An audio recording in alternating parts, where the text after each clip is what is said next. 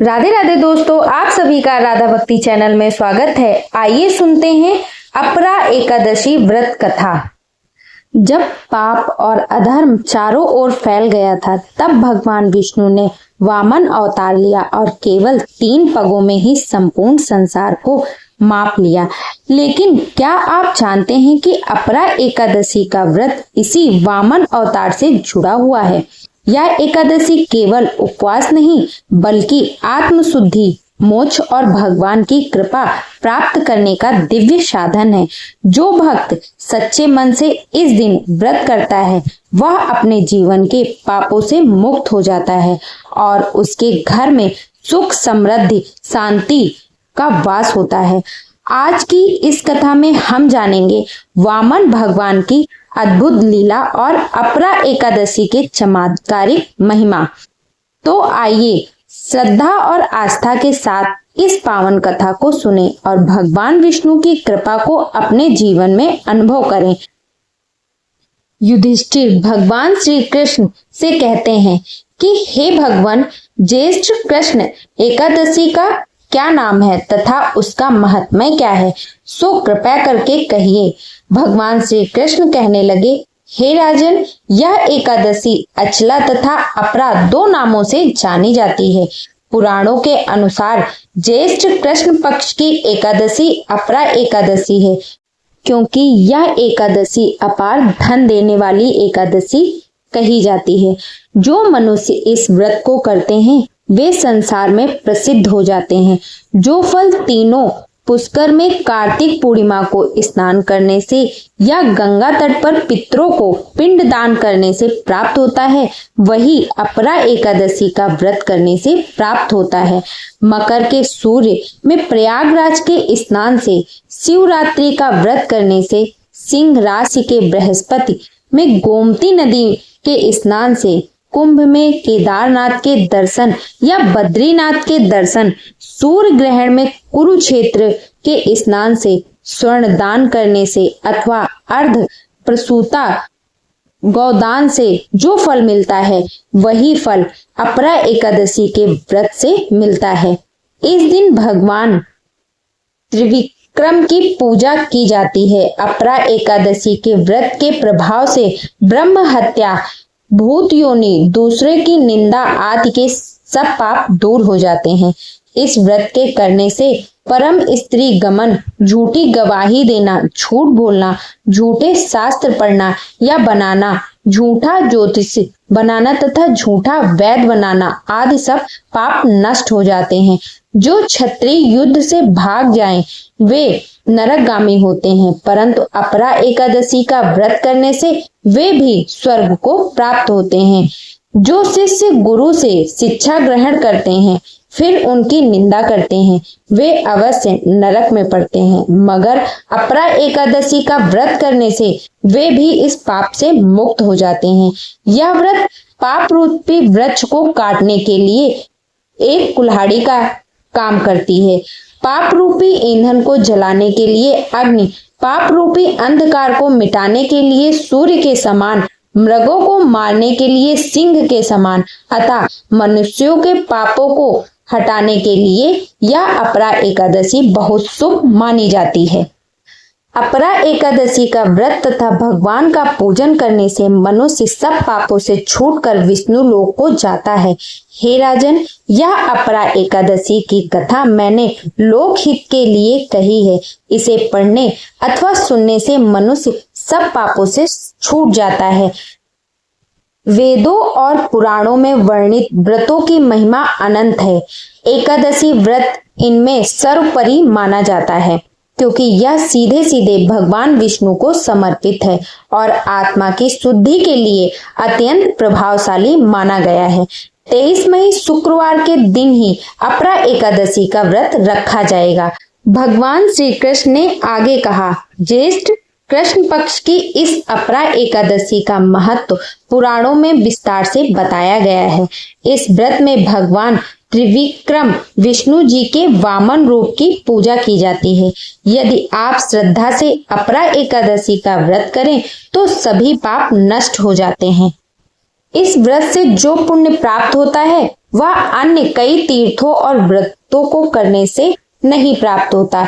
यह व्रत पाप रूपी वृक्ष को काटने के लिए कुल्हाड़ी के समान है, पाप रूपी अंधकार को दूर करने के लिए सूर्य के समान है और पाप रूपी ईंधन को जलाने वाली अग्नि के समान है। अतः मनुष्य को चाहिए कि वह इस व्रत को अवश्य करे और अपने जीवन को पवित्र बनाए। आज हम आपको भगवान विष्णु के वामन अवतार की कथा भी श्रवण कराएंगे। अतः आपसे निवेदन है कि आप सभी कथाओं को अंत तक अवश्य सुने। आगे श्री कृष्ण कहते हैं, पार्थ, मैं तुम्हें इस व्रत से संबंधित एक पौराणिक कथा सुनाता हूँ। प्राचीन काल में महिध्वज नामक एक धर्मात्मा राजा था। वह सत्यवादी, प्रजापालक और धार्मिक स्वभाव का था, लेकिन उसका छोटा भाई वृषध्वज क्रूर, अधर्मी और अत्यंत ईर्ष्यालु था। वह अपने बड़े भाई से द्वेष करता था और एक दिन उसने छल पूर्वक उसकी हत्या कर दी। राजा महिध्वज के शव को एक घने जंगल में एक पीपल के वृक्ष के नीचे गाड़ दिया गया।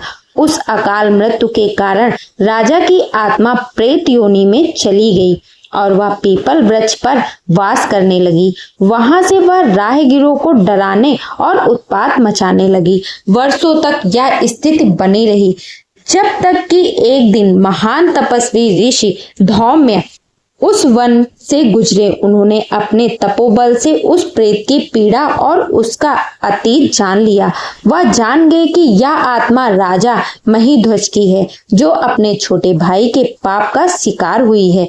ऋषि धौम्य ने उस आत्मा से संवाद किया और उसे सांत्वना दी। उन्होंने उसे परलोक विद्या का उपदेश दिया और कहा, हे आत्मा, तुम इस योनि से तभी मुक्त हो सकते हो जब किसी पुण्य आत्मा का व्रत फल तुझे अर्पित किया जाए।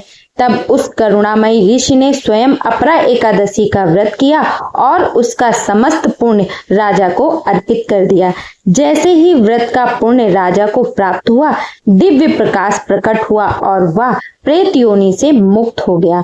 उसने दिव्य देह धारण की और स्वर्ण निर्मित पुष्कर विमान में बैठकर स्वर्ग की ओर प्रस्थान कर दिया। जाते जाते उसने ऋषि को धन्यवाद दिया और कहा, हे मुनिवर, आपने मुझे अधोगति से बचाया है। मैं सदैव आपका ऋणी रहूंगा। भगवान श्री कृष्ण बोले, हे युधिष्ठिर, इस व्रत को जो श्रद्धा से करता है या इसकी कथा को भाव पूर्वक सुनता है या पढ़ता है, वह समस्त पापों से मुक्त हो जाता है और अंत में भगवान विष्णु के परम धाम को प्राप्त होता है। अपरा एकादशी के पश्चात ज्येष्ठ मास के शुक्ल पक्ष में अगली एकादशी आती है, जिसे निर्जला एकादशी कहा जाता है। यह एकादशी भी अत्यंत पूर्णदायी मानी जाती है, परंतु अपरा एकादशी अपने आप में समस्त पापों के नाश की कुंजी है। इस कथा को पढ़ने और श्रवण करने मात्र से व्यक्ति को अपरा पुण्य प्राप्त होता है। जो श्रद्धा, संयम और नियम पूर्वक इस व्रत को करता है, वह न केवल इस जन्म में बल्कि अगले जन्मों तक भी उत्तम फल का भागी बनता है। अपरा एकादशी के दिन वामन भगवान की पूजा करने से व्यक्ति को सभी पापों से मुक्ति मिलती है और मोक्ष की प्राप्ति होती है। अब हम श्रवण करेंगे भगवान विष्णु के वामन अवतार की कथा। वामन अवतार भगवान विष्णु का 5वां अवतार है, जो त्रेता युग में हुआ था। इस अवतार में भगवान विष्णु ने एक बौने ब्राह्मण का रूप धारण किया था। यह अवतार असुर राज बलि के अहंकार को समाप्त करने और तीनों लोकों में धर्म की स्थापना के उद्देश्य से हुआ था। दैत्यों के राजा बलि प्रहलाद के पौत्र और विरोचन के पुत्र थे। वे अत्यंत बलशाली, विद्वान और विष्णु भक्त थे। उन्होंने कठिन तपस्या और यज्ञों के माध्यम से देवलोक पर विजय प्राप्त कर ली। देवराज इंद्र सहित अन्य देवता पराजित होकर स्वर्ग से निष्कासित कर दिए गए। असुरराज बलि की प्रसिद्ध और शक्ति निरंतर बढ़ती रही। बलि ने महर्षि भृगु के वंशज शुक्राचार्य को अपना गुरु बनाया और उनके निर्देशन में एक विशाल अश्वमेध यज्ञ का आयोजन कराया। इस यज्ञ के माध्यम से बलि तीनों लोकों पर अधिकार करना चाहता था। देवता भयभीत होकर ब्रह्मा जी के साथ भगवान विष्णु के पास गए और असुर राज बलि के अत्याचार से रक्षा की प्रार्थना करने लगे। भगवान विष्णु ने आश्वासन दिया कि वे स्वयं वामन रूप में अवतार लेंगे और बलि का गर्भ चूर करेंगे। भगवान विष्णु के अदिति के गर्भ से वामन रूप में अवतार लिया। वे एक छोटे बौने ब्राह्मण के रूप में प्रकट हुए, जिनके शरीर से तेजोमय प्रकाश फैल रहा था। उनके हाथ में छत्र, कमंडल और यज्ञोपवीत था। वामन भगवान बलि के यज्ञ स्थल पर पहुंचे। बलि ने उनका आदर सत्कार किया और उन्हें दान देने का वचन दिया। वामन भगवान ने अत्यंत विनम्रता से कहा, हे राजन, मुझे बस 3 पग भूमि दान में चाहिए, जिसमें मैं अपने चरण रख सकूं।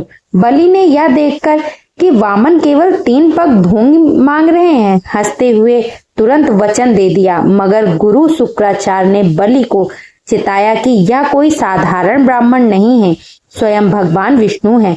मगर बलि ने अपने वचन का पालन करने का निर्णय लिया। वैसे ही बलि ने दान का वचन दिया। वामन भगवान का आकार बढ़ने लगा। वे विशाल रूप धारण कर त्रिविक्रम बन गए। उन्होंने पहले पग में संपूर्ण पृथ्वी को मापा, दूसरे पग में आकाश को।